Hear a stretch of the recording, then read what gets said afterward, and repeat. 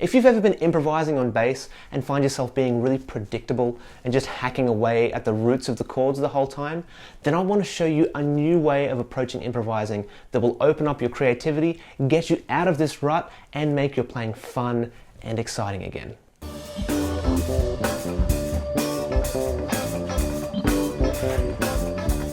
Today's lesson was inspired by a question from an email subscriber named Sarah, who said that she's getting really down because when she tries to improvise, she mostly starts her phrases on the root of whatever chord she's on, and some of her teachers have suggested that she branch out some more.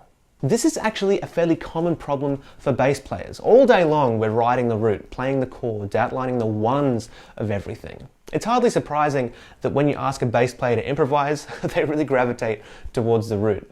I did this exact same thing when I was trying to start to improvise. All these other musicians I was playing with, they were playing these beautiful lines and melodic phrases around me.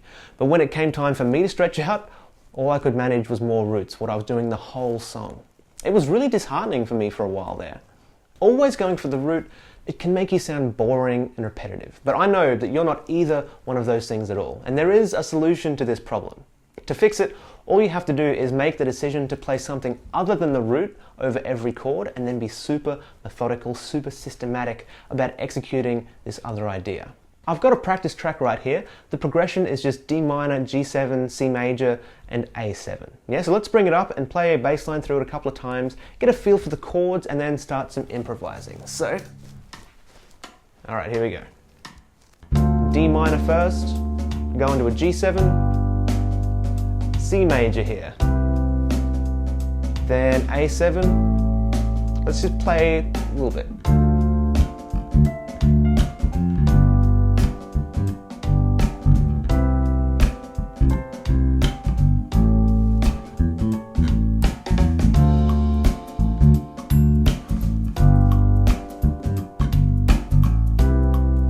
Yep, so if you were improvising and you couldn't get past playing the roots, you might sound something like this.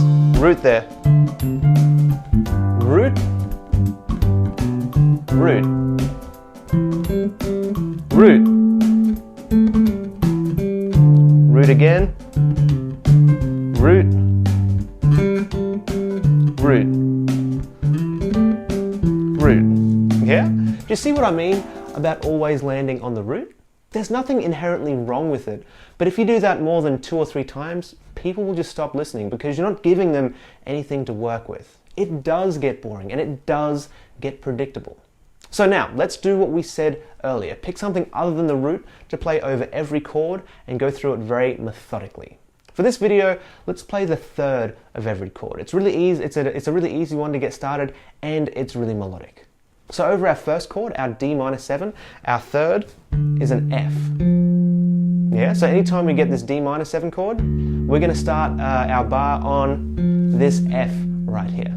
Next we have a G7 chord, and the third of that chord is B. Yeah? So let's play a B over every G7 chord. Next, our C major chord. Our third here is going to be an E. Right there. And finally over our A7 chord, yeah, our third is going to be this C sharp right there. So let's bring back this track, and to start, let's just play these notes over the chords and nothing else, just so we can get used to where they are on the neck and how they sound. So, remember our notes. F, going to B, third of the G7 chord, E natural, over the C major chord, C sharp, over the A7, F, 2, 3, B, E, down to the C sharp. Yeah? Hear how immediately the notes we're using now are much more colourful and a hell of a lot prettier. This is exactly what we want. Now we're going through this process pretty quick, but you can do this exercise for however long it takes to really wrap your mind around playing these different intervals over the chords. But once you're comfortable with it, try taking the next step. Use both these new target notes, the F, B, E, and C sharp, plus the roots that you're already familiar with. So over every chord, you'll use 2 notes now, the third of each chord and the root of each chord, the 1. That might sound something like this. F, B, G, B, E, C, C sharp, A. Yep, first one is F and D.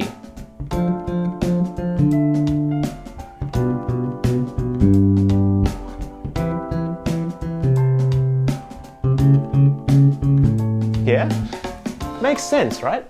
Once you wrap your mind around these two steps, that's when the magic can really start. When you get to that point, we can start filling in some of the gaps between these notes. And what are we going to fill in those gaps with? Well, right now, we'll just use notes from the key that we're in.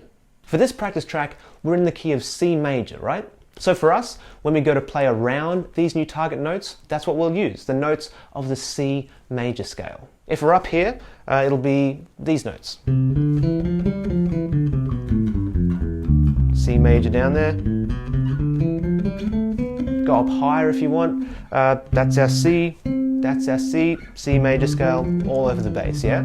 So let's go again and actually start to make some melodies with these notes. Now remember, we're still starting on our target notes from before, our F, B, E, and C sharp.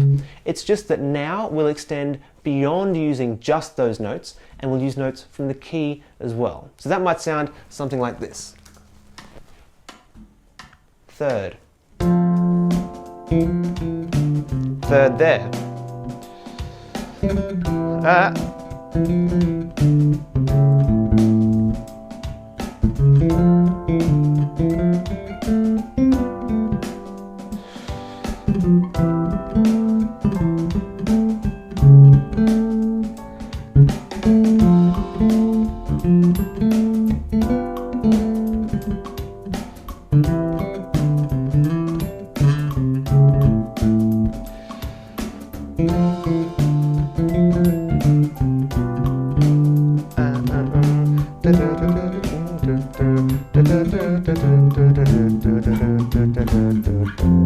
Down there.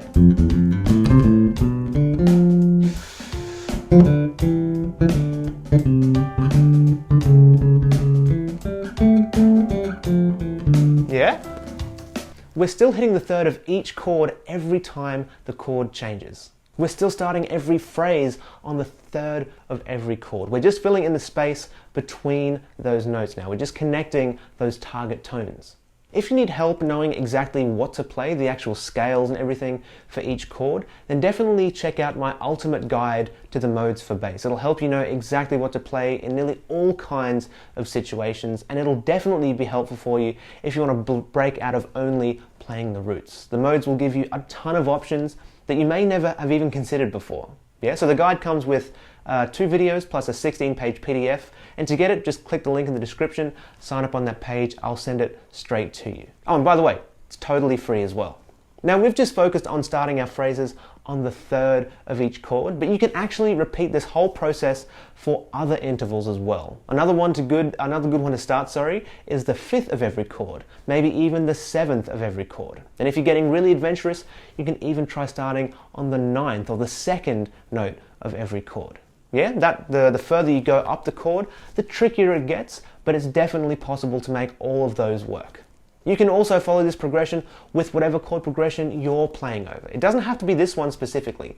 This will be especially useful if you're playing something that maybe moves pretty fast or goes through multiple different key centers. If you're using the third, like what we started with, you'll also be outlining the harmony most of the time too, and that is a win. But to recap really quickly, you learned how you can get out of the rut of only playing roots when you're improvising on bass. You learned that it's a very natural problem for bass players to have because we're always playing the root. But you learned that to get past it, all you need to do was to make the decision to target notes other than the root and approach it very systematically, very methodically. We started doing this by only playing the third of each chord, then adding the root back into it. And then finally, we used notes from the key that we are in to fill the spaces in between those notes. Thank you so much for watching. I really appreciate it. Hopefully I'll see you in the ultimate guide to the modes for bass as well. I'm Luke from Become a Bassist, and I'll catch you very, very soon.